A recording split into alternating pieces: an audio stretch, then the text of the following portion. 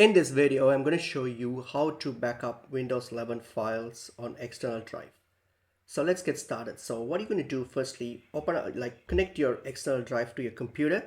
So make sure you have connected it. So once you've connected it, go to your computer like desktop, and then if you click on this PC here, this PC option here.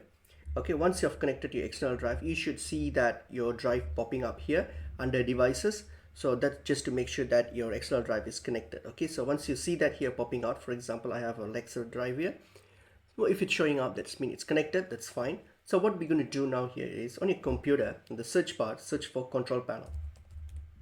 Go to your control panel. Okay, click on it and open up your control panel. And then here on your top left here, next to the control panel in the search bar, there's a little arrow there. Click on the arrow and then select all control panel items. This will show up all these options here. And now click on backup and restore. Tap on it, click.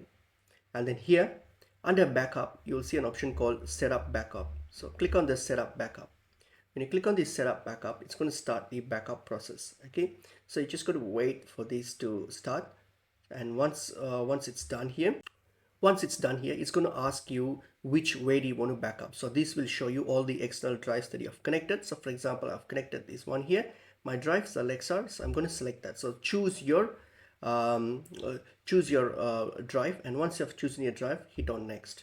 Okay, when you hit on next, you go to choose whether you want to back up the entire Windows files, so which will like back up all your Windows file, or else you can choose only a specific file. So in this case, I will just choose a specific one and then hit on next.